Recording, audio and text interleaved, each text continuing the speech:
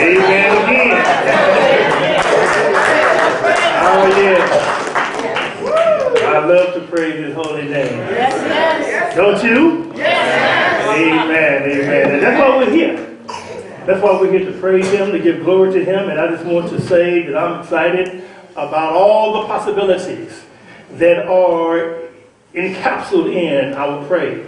The Bible says God inhabits the praises of his people. And if we want to be the habitation of God, we ought to be people of praise. Amen. I invite you today to turn your Bibles to Mark, the first chapter. We're going to look at verses 40 through 45. And again, as we are moving through the theme for this month, operating under divine power, God has empowered us. He has made us victorious people. Amen. Now, on last Lord's Day, we looked at Jesus from the vantage point of his communion with the Father.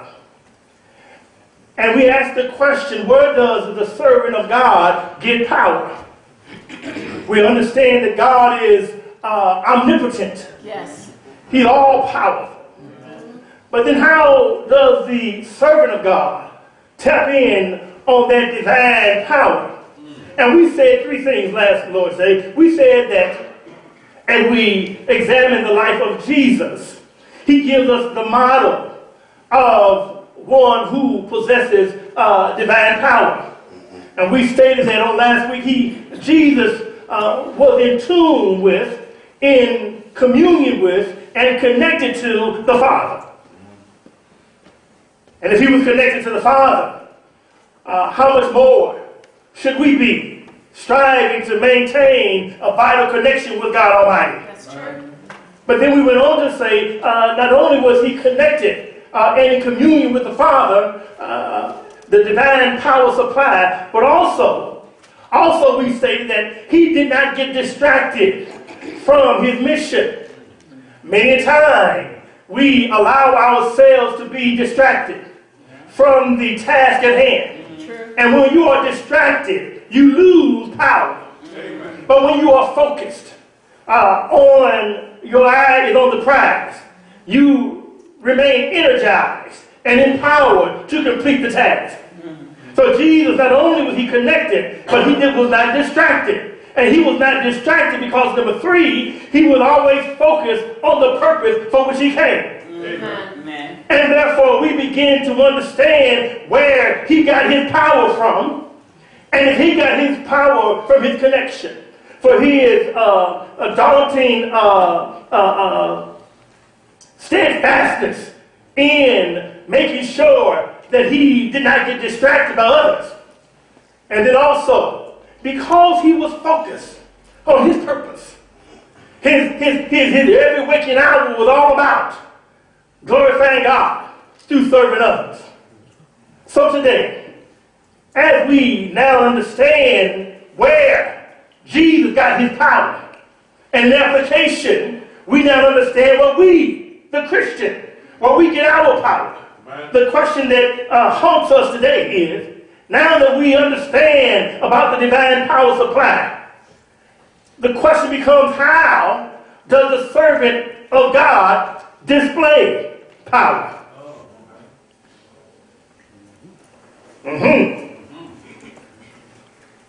If you've got it, how do you display it? Right. Now that we've got the power, what are we going to do with it? Amen. That's the question. How then does the believer maintain that connection? How does the believer make sure that he's always displaying divine power? The world who has been broken and weakened by the travesty of sin. How do we now have hope? How do we receive the power from on high? It's all because of the believer. His ability to display the power of God in his life.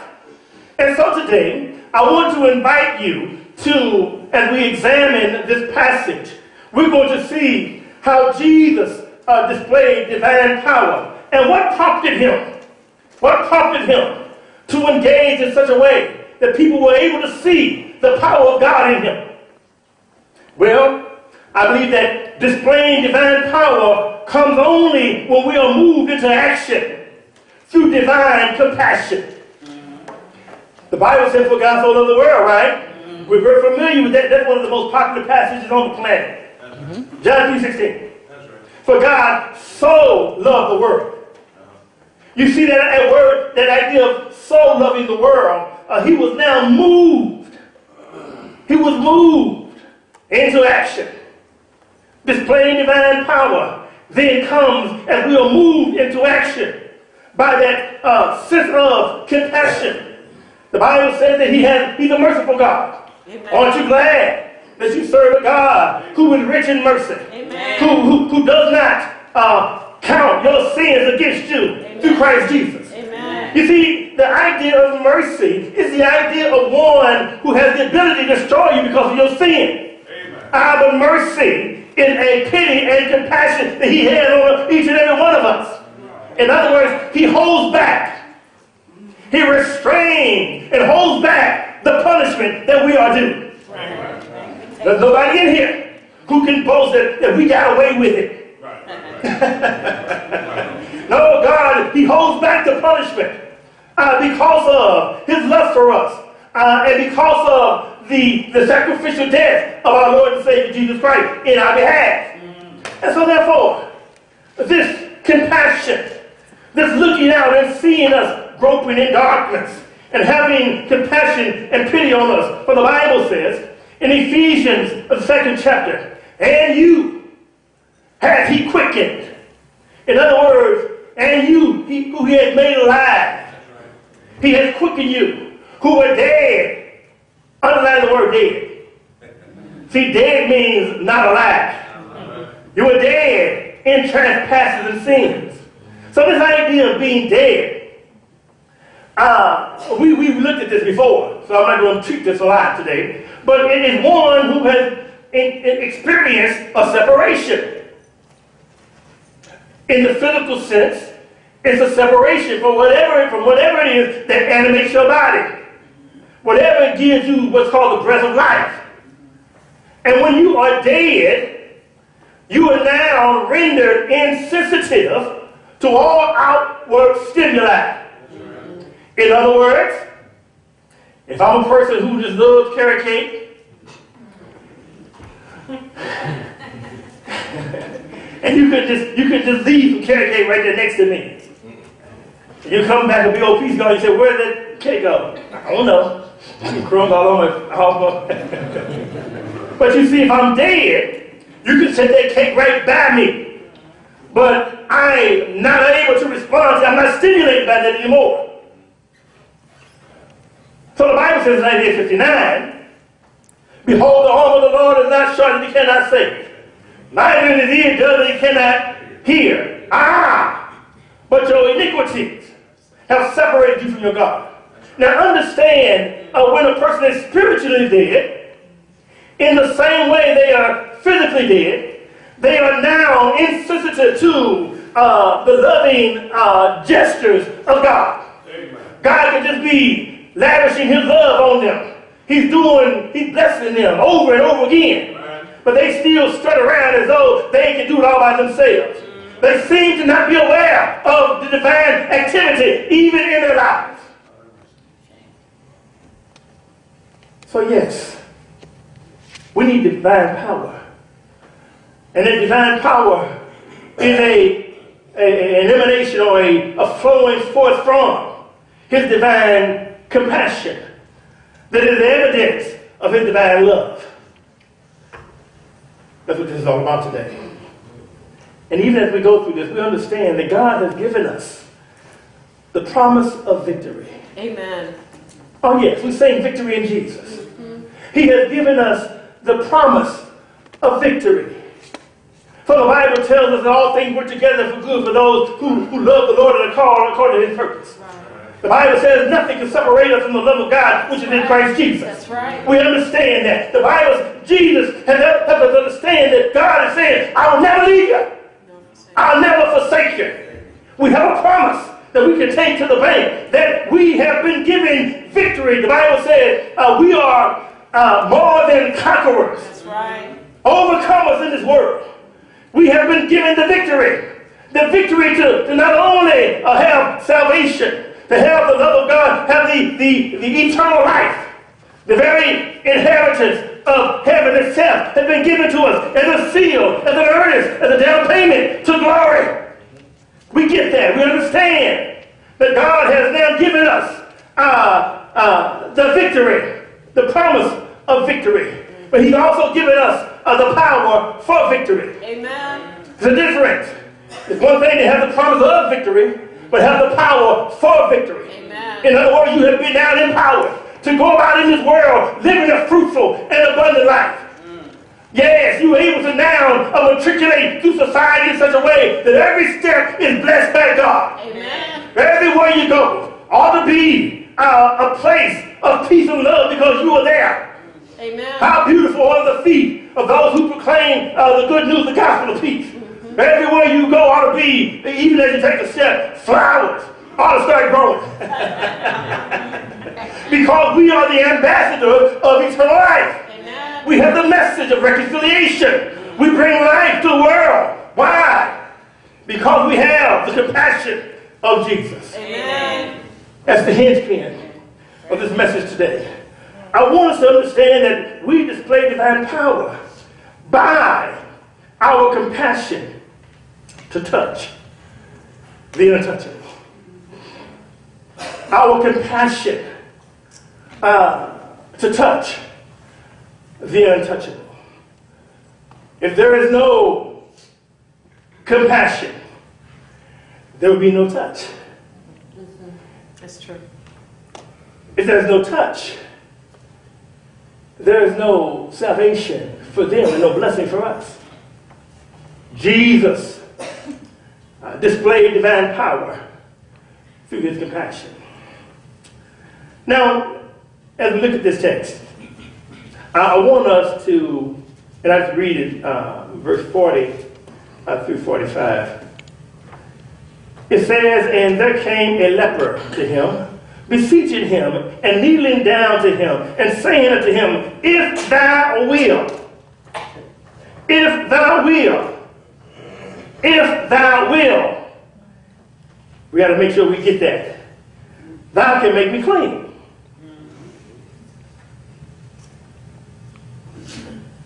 And Jesus moved with compassion. And Jesus, moved with compassion, put forth his hand and touched him.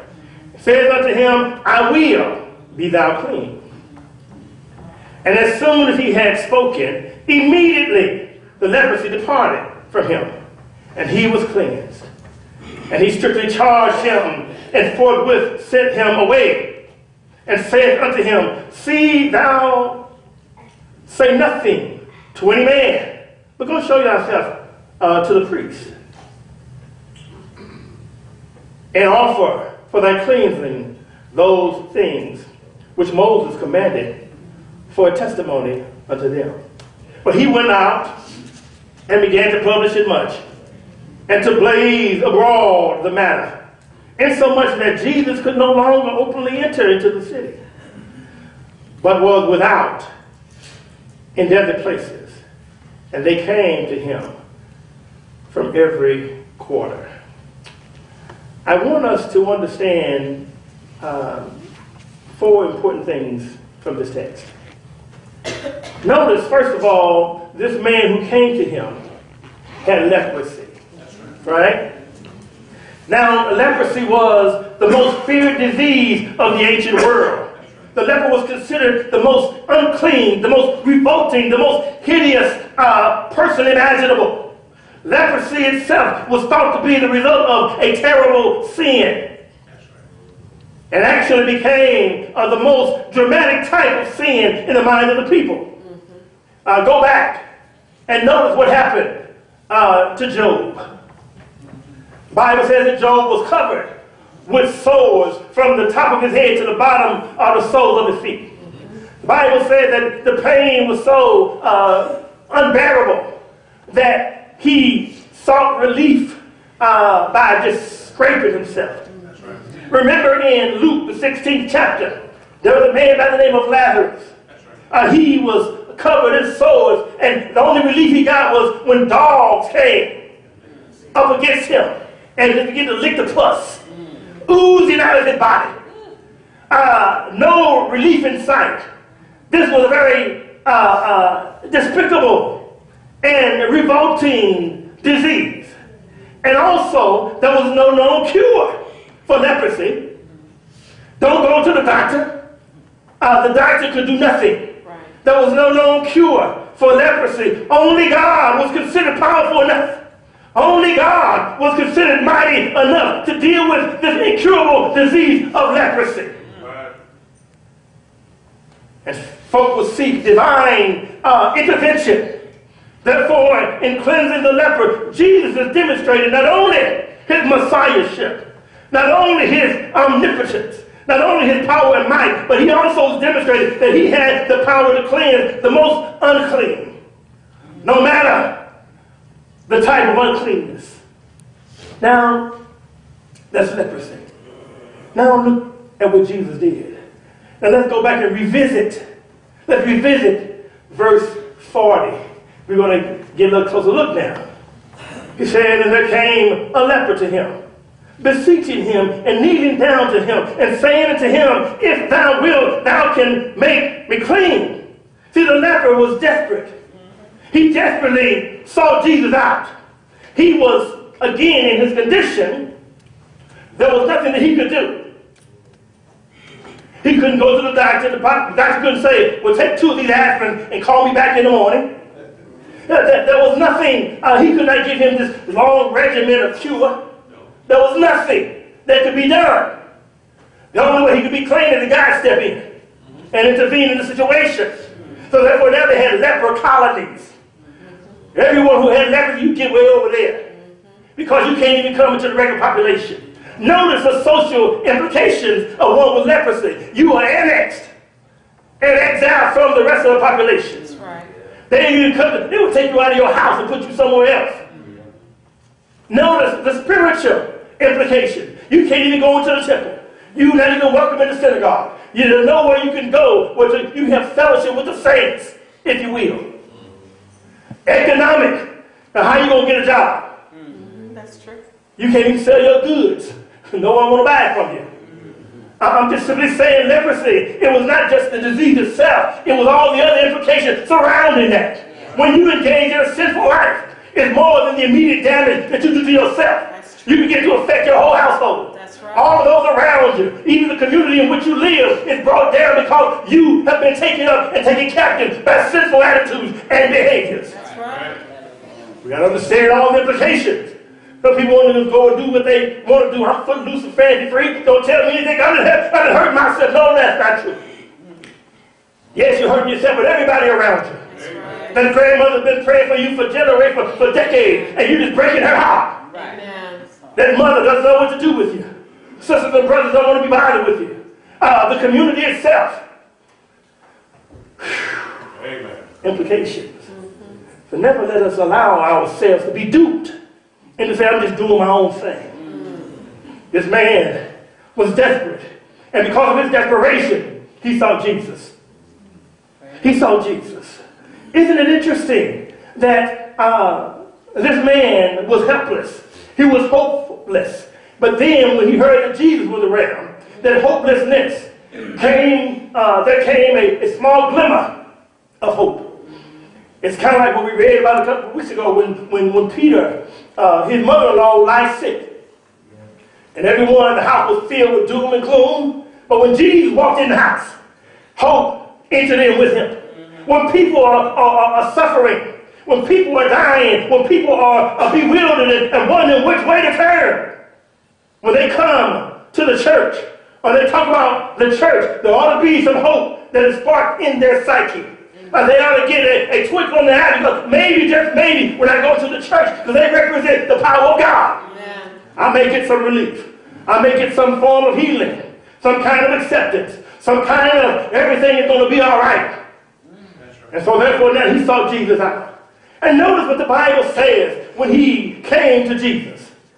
It said that he came unto him, seeking him, begging him, imploring him. And the Bible says he kneeled down. He kneeled down. He began to worship Jesus. Mark said he kneeled down. Luke said that he fell down on his face. Matthew said that he simply began to worship him. And as he did that, we understand that the leper did that because the leper saw in Jesus the divine power of God himself.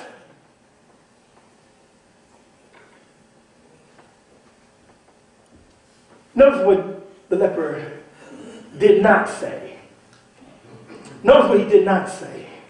The leper did not say, Jesus, if thou will, you can ask the Father, and the Father can make me clean. He didn't say that. He didn't say, if thou will, go and ask God to do this in my behalf. No, he said, Jesus, if you will. Right. If you will, you can make me clean. Right. Don't miss that. This man understood and came to the conviction that Jesus was indeed the possessor of divine power. He said, if thou will, you can make me clean. In other words, you possess the very power of God. Mm-hmm. You do what no other man can do. You must be more than a man. I now believe and am persuaded that you are indeed the Son of God. You see the leper. The leper is a picture of the sinner. I want you to get that. But so we can start focusing in on merely the physical disease. Leprosy was a spiritual picture of the sinner, of you and I, apart from God. That's right. So therefore, consider the leper. He heard of Jesus. He had witnessed or heard about all the miracles. His fame had now begun to spread abroad. And the news came to the leper. This other man named Jesus, who is acting as though he is the Messiah. He's able to heal those who are sick. He's able to cast out devils. He's able to do all these things. And he got that news. He said, wait a minute. If you did it for them, maybe, just maybe, he will be willing to do it for me. Amen. He didn't say maybe could he do it. He said, I now know that he can do it. The question is not a question of power. The question is a question of compassion.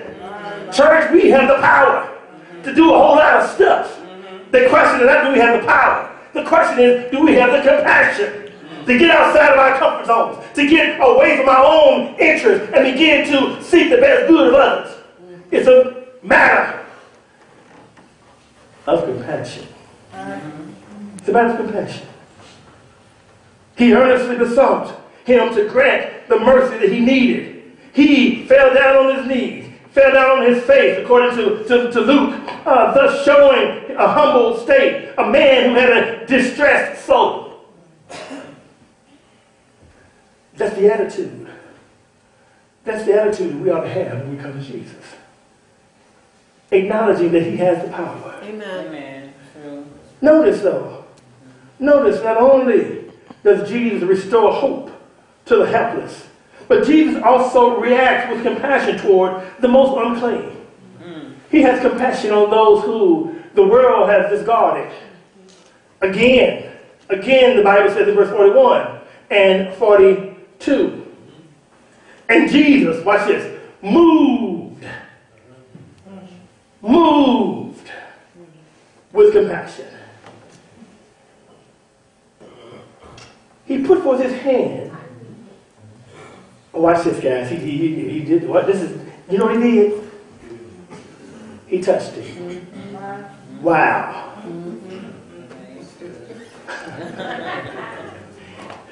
Now, nobody else would get close to him. Matter of fact, the law said, the leper, you couldn't come within 6 feet of anybody without beginning to make a pronouncement about your own self. You had to be talking about, if you got close to people within 6 feet, you're unclean. I said, everybody step aside. They begin to make 12-foot poles. He said, I wouldn't touch you with a 10-foot pole. If I'm making 12-foot poles. The bottom line is, no one would touch him. the first thing that Jesus did was touch him. The Bible says that he put forth his hand and touched him, and then he said unto him, I will be thou clean. I will. And watch this. And as soon as he had spoken, immediately. See, it's not like he spoke on TV, say, you lay your hand here and then go back and later on, and if it didn't happen, well, you didn't have enough faith. No, immediately. Immediately. The Bible says the leprosy departed from him and he was cleansed. Jesus recognized his condition, but everybody else recognized the condition too. But not only did Jesus recognize his condition, he recognized his heart. He recognized his hope. He recognized his faith. He was moved with compassion. Then he moved into action. See, we can recognize some folk in bad shape. But can you look past the person and look at the heart of the person? As a soul needs to be saved. Amen. Yes, the same person who broke in and sold your color TV is the same person that he needs to hear the gospel from you. Can you take the message? Can you add to his life? Can you preach the good news to that person? The person who shot your son or daughter or nephew or whatever in a drive-by. Can you pray for that person? Can you take them the good news of Jesus Christ? I'm just saying, where is our compassion? Jesus was one of compassion. And when they began to recognize it wasn't how much he knew, it's how much he cared. Yes, he has the power, but the question is, do you will to make me clean? Notice what Jesus did. First of all, he was moved to touch. He was moved to touch. Yes, understanding that if he did touch, he's just a man, then he's in violation of the law himself. That's right. That he's sinned. This is going to mess up my theology. Notice what Jesus did not do. Jesus did not ignore the man. He did not push the man away. He did not, send him someplace else. Now, he could have. He would have been within the law not to touch this man. He would have been well within the confines of the legal code of the law. Go back and look at the book of Leviticus. You'll find that you couldn't, if you touch one, you'll be considered ceremonially what? Unclean. That's right. Now, how do you show compassion? How do you show compassion? The Bible says in Matthew 9:36 that he saw the multitude coming to him. And instead of glory in the great crowd that was coming to him, no, he had compassion on them because he saw past the crowd. He was able to look at the heart and soul of the individuals. He saw that they were like sheep without a shepherd. And he had compassion on them. He said, the harvest is plentiful. Oh, but the laborers are few. Pray ye therefore now that the Lord of the harvest may send forth workers into his vineyard. The point is, how do you show compassion? Or do you push people away? Are we a church that pushes people away in our behavior, in our attitudes? Or do we welcome and draw people to us? He was moved not only to touch, but he was also moved to speak. Notice what he said. He said, I will. Yes, I'm willing. Yes, I see you. That's what he said. I see you. I'm concerned about it. I want the best for you. And so I'm going to go ahead and do this. Why did he touch it? Jesus, couldn't you just speak the word?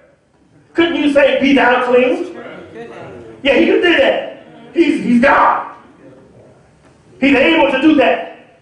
He did do that. He did say, yeah, I will be thou clean. But sometimes the people just need a touch. Amen. It's not about you giving them the relief. Sometimes we need to show that we care. I may be talking to someone and I don't have the financial means or the capacity to do anything with them right now. But I don't want to leave them beat up and bruised talking down to them because they're not where I think I am. Compassion. If we are compassionate people, people will sense our compassion and be drawn to God through us. The converse is also true. If we hold up our bowels of compassion, we hold up our bowels of compassion and are not, the kind of people who display their willingness to help, even though we do help, we can do it in such a way that is very hurtful and very distasteful. Notice he was moved to speak. He said, I will. Be thou clean. And then his power was displayed immediately. Immediately. Something happened within the body of this man. And the Bible said he was immediately cleansed. All the souls automatically gone. All the pus oozing boils on his body. The pain, the itching, and all of that, is all now cleared up. Skin is clean. The pain is gone. Relief is experienced. Why? Because Jesus was willing. He was willing to not only touch him, but also speak to his situation. He was able to speak to the disease in his body. And the disease in his body had to obey God. This power display shows something. Number one, it shows that Jesus cares. He cares. I'm so glad he cares for me. Amen. Aren't you glad that he cares for you? Amen. Jesus cares. He cares enough to do something about it. See, one thing for me is I care, but I can't do anything about it. I just join you in your pity party. No. No, power plus compassion. Power plus compassion. He shows that he cares. He also shows that he is indeed the Lamb of God who takes away the sin of the world. He's the one who's able to. It's one thing, and I love this. He says, yes, I'm going to touch you, but I'm also going to make you clean. He demonstrated he is the Messiah. He demonstrated he is God in the flesh.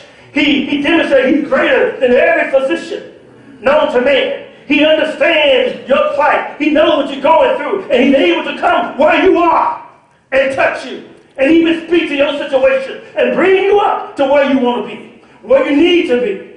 That's what Jesus will do for you. Amen. And as ambassadors for Christ, that's what we endeavor to do as we represent the kingdom of God. He showed that he is superior. He's superior to the law of Moses. He did not come to abolish the law, but to fulfill the law. See, the law says, don't touch the leper. Right. But love said he needed a touch. And then as soon as he touched him, there's no leprosy to be charged with anyway. He appealed in this text. The leper does not appeal to his messiahship. He does not appeal to his power. He appeals to his love. He already, it was a foregone conclusion in his mind that you can do this. But he's appealing to his love. Will you do this? Do you care enough about me to come to where I am? Come to my house. Visit my affliction. Deal with the pain I'm dealing with. Minister to me in areas that I can't even bring relief for myself. Jesus is able. And he's also willing to meet your needs. Notice, he's moved with tender compassion toward the man. This is, let me pause for a minute. I don't want you to miss this. This is one of the hinge pins of this whole message. This is the alone source of all of human salvation. What do you mean by that? He stretched forth his hand and he touched him. Human salvation is the result of, yes, the power of God. We get that. But if God doesn't have the compassion to do anything about it, you won't be saved. For God so loved the world. For God had compassion. We know he had the power to create the world, to hold it up, by his own will. But now, he also loves us so much to intervene and to bring exactly what we need. Everything hinges on his compassion. There's no mercy if there's no love. There's no mercy if there's no compassion. There's no grace if there's no mercy. And there's no mercy if there's no compassion. And there's no compassion if there's no love. Yeah. Everything hinges on the love of God. Everything centered around the compassion of God. Amen. The loving touch of Jesus. He stretched forth his hand, showing thus his readiness to relieve the man. He touched him, though it was prohibited by the law, and rendered him who would touch him legally unclean. He proved at once not only his infinite love, but also his unlimited power, all in one swoop. See, the love of God and the power of God converges on the sinner, the unclean, the one who's in need. And then with the love of God and the power of God meet, we find blessings, miracles, healing, a changed life. Amen. Your responsibility and mine is to allow the love of God and the power of God in us to converge at one time and hit the streets and take our message to the masses. Amen. And bring relief, healing, hope to the world. Amen. And it all starts with a touch. Amen. He proved at once his love and power by his word and by his acts. I will be thou clean. And immediately the leprosy was removed. Now, this is where this thing gets a little sticky. I want to talk about Jesus's, he requires the proper testimony. Notice in verse 43 and 44. It says, and he straightly charged him, and forthwith sent him away. He said unto him, see thou say nothing to any man, but go thy way, show thyself to the priest, and offer for thy cleansing those things which Moses commanded for a testimony unto them. Now wait a minute. Wait a minute. As Christians, we are taught that we should be zealous in testifying to others what the Lord has done for us, right? Amen. If God's been good to you, you want to tell somebody. Right? Amen. We were supposed to make sure that we know it abroad. We preach that. I preach that. Then why, pray tell, does Jesus tell this man not to do that?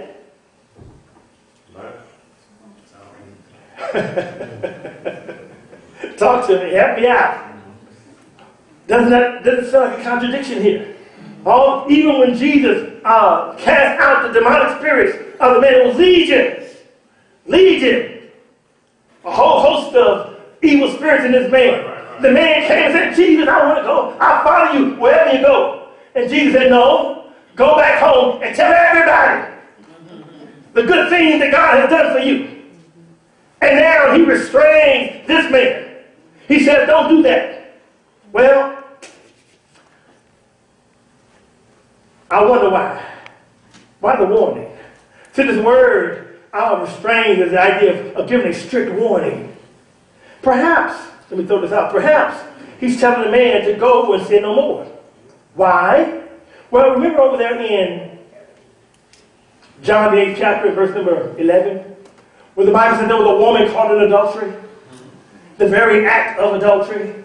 They brought her to Jesus, and they began to make these railing accusations, wanting to see what Jesus would do. He said, he who without sin cast the first stone. And no one cast a stone, but everyone went to their own place. And when the woman was there by, he said, what are you accusing? She said, they're not. I'm not going to condemn you either. He said, go and sin no more. What about over there in the 5th chapter of the book of John, in verse 14, when the Bible says that there was a man who had been crippled for some 30-some odd years. And Jesus told him to take up his bed and walk. Remember that? And then he caught up with the man. He says, go and sin no more, lest a worse punishment come to you. Well, that's speculative. One thing we do know, he said, He said, say nothing to any man. Perhaps the book of Ecclesiastes can come into play right here. The Bible says in Ecclesiastes, the 3rd chapter, there's a time and place for everything. Doesn't it? Right. There's a season for everything under the sun. Now, notice, he said, don't tell anybody.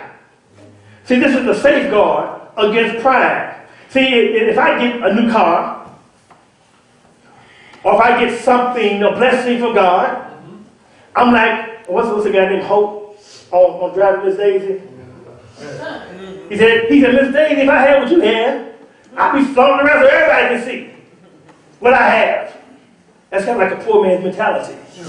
You know, you get a little bling or something, you want to get a whole bunch of bling and everybody see what you, so they can think that you got something that you know you don't have. But the point is, sometimes we can become boastful. Look what had happened to me. We can become self-righteous. See, there's a whole bunch of other lepers around here who didn't get cleansed. So you begin to think and talk as though God has some kind of special affinity and love for me and not for you. God loves me more than he loves you. We can become very boastful and very prideful in what we have received, even blessings from God. Just a safeguard. But a keener note, I see suddenly when all these things happen, the Bible says that his fame began to be noised abroad. And because of his fame, he couldn't even come into the city. He wanted to come into the city and begin to really plant seeds of the message of the kingdom. But now he's restricted from doing that because so many people are coming to get healed. Nothing wrong with needing to be healed.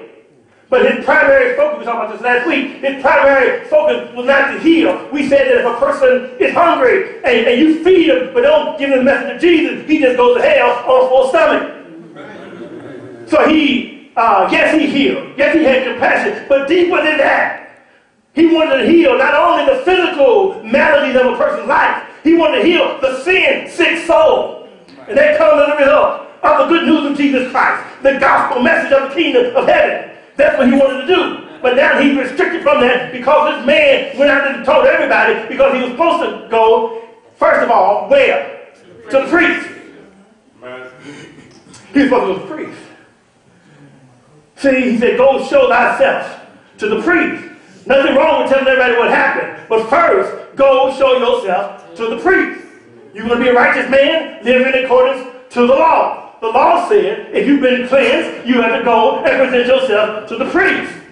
And then, when he pronounces you clean, you make an offering according to the requirements of the law. That's what he's supposed to do. He didn't do that. You see, the man needed to obey the law. Jesus did not come to abolish the law. He doesn't give us an opportunity to sidestep the law.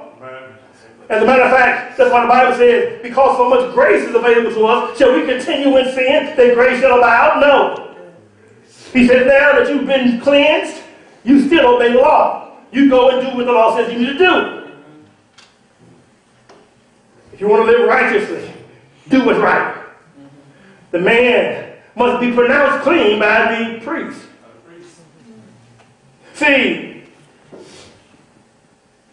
before you can be acknowledged as clean by the people, you had to be pronounced clean by the priest.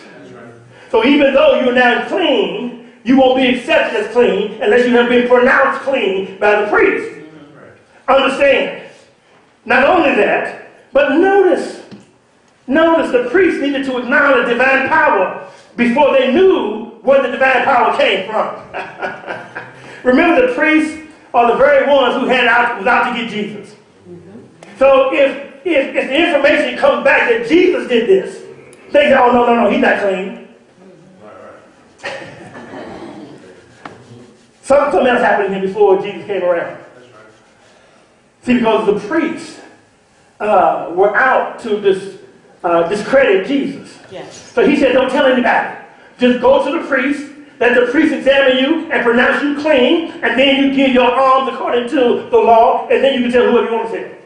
There's some things, see, sometimes we get saved, we want to go out and preach to the whole world, don't know whether Jesus was shot, stabbed, or pushed off a cliff. Couldn't share the good news if we wanted to. But we run out there and start saying a whole bunch of stuff, and then somebody comes and says, oh, okay, what about this, what about this? And you don't know how to answer that.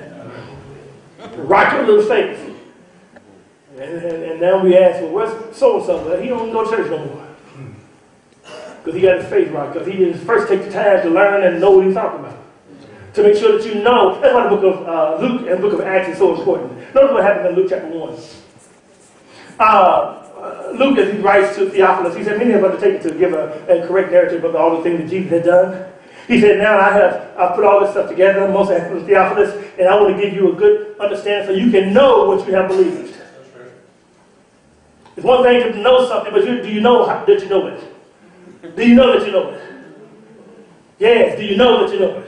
It's called biblical epistemology. How do you know? What's the source of your knowledge? How do you know what you know? Notice, in this text, he said, go show yourself to the priest. So that the priest could acknowledge and pronounce you clean before they know that it came from Jesus, because they were the enemies of Jesus. The power of our testimony is to be seen in a transformed life. Get that? If God has showed compassion on you and towards you, we ought to become what? Compassionate people. True. That's the end of the message right there. It's all about compassion. Lion Street, we're going to be a great, powerful, trailblazing church when people see the compassion. And the compassion is displayed in our ability to touch. Finally, and the lesson will be yours. Finally, notice what happens in verse number 45.